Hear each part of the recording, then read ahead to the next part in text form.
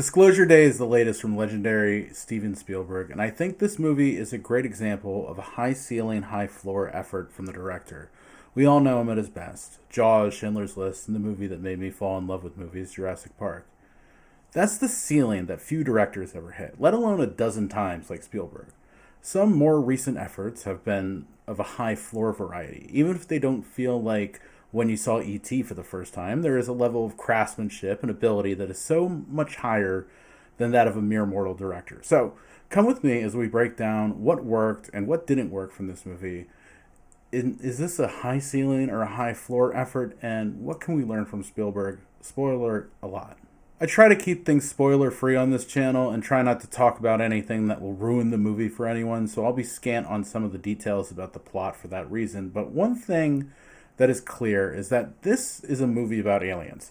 Steven is in the trailer straight to camera saying as much. So clearly he wants to talk about how he feels about aliens with this movie.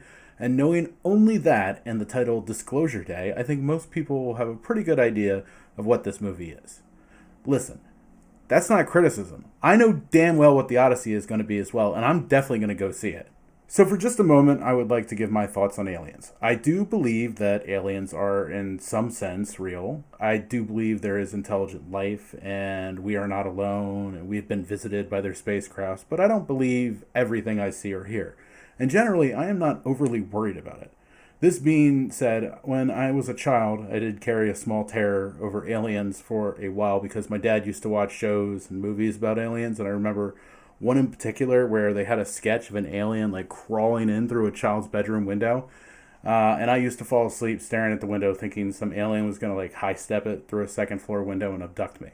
So I'm not a Johnny come lately, but really I can't spend the time to care that much because if you play it out, you have a couple options. Best case, aliens are friendly and you just observe us and visit and they're cool. That would be good enough for me. If I see an alien at the White House or whatever, I would need no further proof.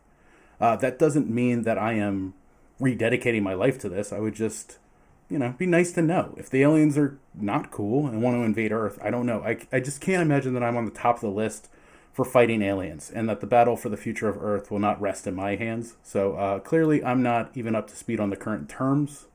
So I'm not a man who has much to do with aliens, either real or perceived. The people in Disclosure Day do very much care about aliens. In the opening scene, we see our protagonist, Dr. Daniel Kellner, played by Josh O'Connor, giving up a backpack during a pro wrestling match, the ultimate in the dance between what is real and what isn't. Soon, Kellner is outside, surrounded by agents of a quasi-government agency led by Noah Scanlon, played by Colin Firth. They give Daniel his girlfriend back, Jane Blankenship, played by Eve Hewson. There is a tussle involving a very powerful alien vice, and Daniel manages to get back his bag with everything he had and leave with his girlfriend in one of the agent's SUVs. They fully escape the agents, and Daniel calls Hugo, played by Coleman Domingo, about where to drop off the backpack, and Hugo explains he needs to be on the run with it for a little while and that it's not time yet and so forth. So now we begin the chase movie where Daniel and Jane are trying to get to Hugo while avoiding Noah and his Men in Black style secret society. Unrelated to that, we meet Margaret Fairchild, played by Emily Blunt, who is a TV weather person in Kansas City. Through a series of events, she will find herself in the middle of the action as we avoid the agents who are trying to stop them and the people involved in releasing the truth. The big problem as far as the movie goes is that the stakes are high, but the characters never have to fight too hard to overcome them, and therefore we're less involved in them in the story. The one thing about this movie that I can't really get out of my head is something you usually see from early screenplays from many writers. You grow to like your hero, and the journey they are on is so important and really says something about fill in the blank. You write your first screenplay, and somebody reads it, and they start to talk about stakes. And you say, no need, because this is the definitive movie about love, or aliens, or parenthood, or botany. The reader will then tell you it was boring, and you will learn that without stakes, there is no drama. And without drama, there's no connection to the audience, and that's what we're here to do. Not like this is the greatest example ever, but it was recent and well seen. In the closing moments of an episode of Euphoria, Zendaya is buried up to her neck in the ground, and Alamo, her violent and short-tempered crime boss, is charging towards her with a horse and a polo mallet in his hands. Just as it looks like we are going to see what happens. Cut to credits. Now, are we sure as an audience member that Rue is going to get out of there? Of course, Rue is a survivor. But the end, will it cost her something? Will it be the last thing she wants to do? Will it carry with it danger? This is a basic cliffhanger. It happens in TV all the time, and the reason it is because it works. I'm more inclined to come back 6 days and 23 hours later to figure out what happened next. I described the opening scene. Daniel gave up the backpack filled with important information. There was no fight. He goes outside and the agents are waiting around, and he gets out of there with literally no problem. Granted, he has a supremely powerful alien artifact in his hands, but it's a flawed getaway. Colin Firth does a good enough job expressing the power and danger and having him have the artifact, but it could have been like a buffalo wing. The audience doesn't understand what it is or what it does. Beyond that, maybe he gets away, but he doesn't have his girlfriend, or maybe one of the most important files didn't make it into the backpack, and he has to take them on directly to get it. The only thing that Daniel has to worry about is they can track the car, and they have the means to find him even without it, but at least he gets a little bit of a head start. If it was only that, I would let it go. One scene working out a little too well for the hero is not a deal breaker, but halfway through the second act, we have another moment just like it, where our hero finds himself in real trouble, and then almost like a wand is waved over the projector, we're out of it. The real problem is it happens a third time, right at the end of the movie. And I'm sorry, I don't understand why you have a villain if the stakes for him are not as high as the hero they battle.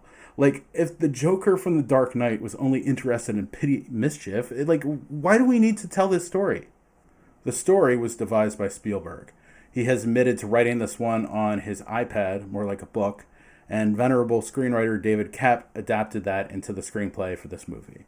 I am just endlessly fascinated by how that whole process happened, because there is enough filmmaking knowledge between the two of them that you think they would have recognized some of the problems in the story.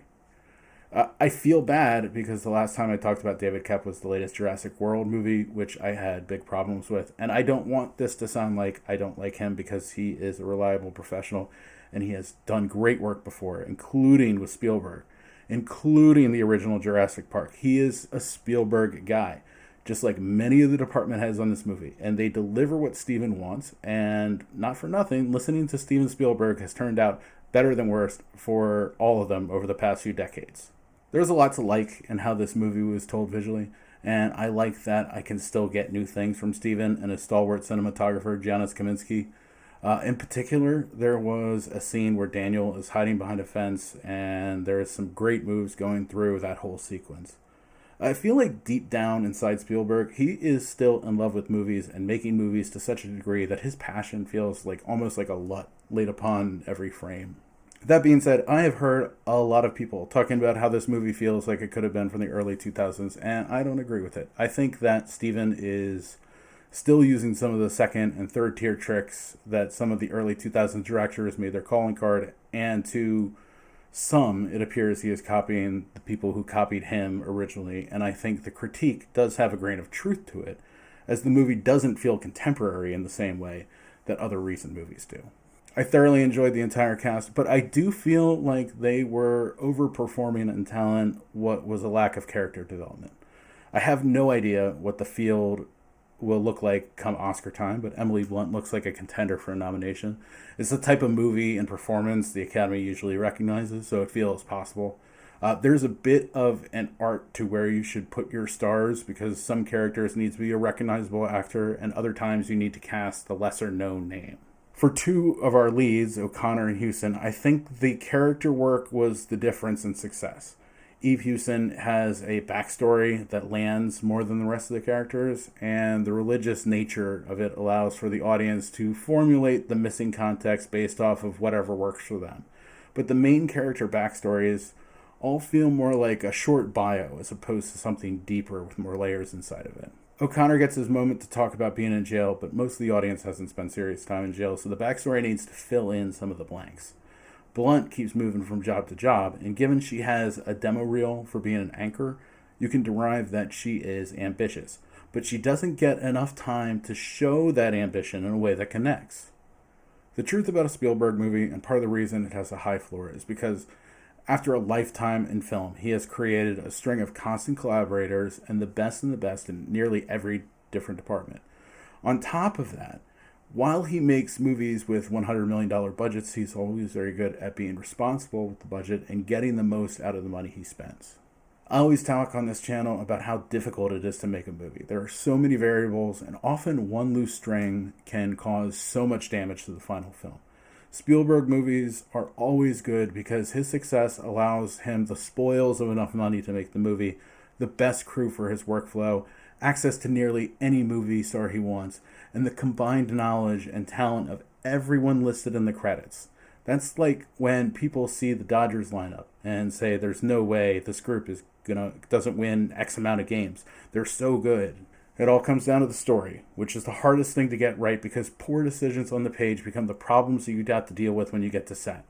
I don't think it's bad plot or bad dialogue or any of the mechanics. I think Steven had the same instinct every writer has at some point, where they have a point of view on a subject that's important, and this is the chance to tell it. It doesn't need to feel like every movie because this is different.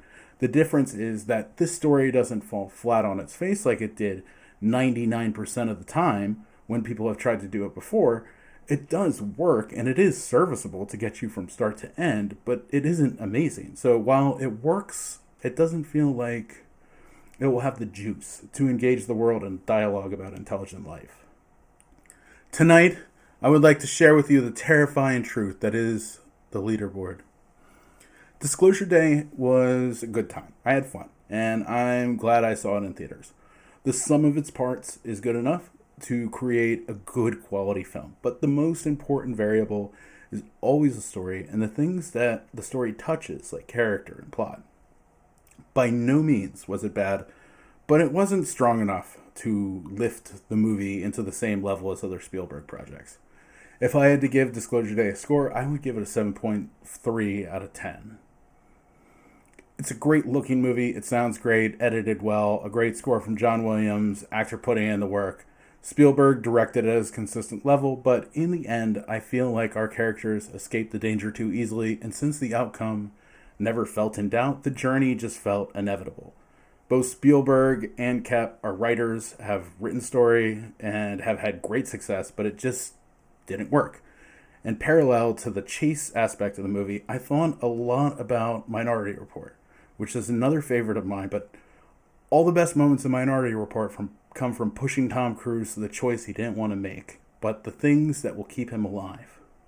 The lack of those moments in Disclosure Day have been the difference.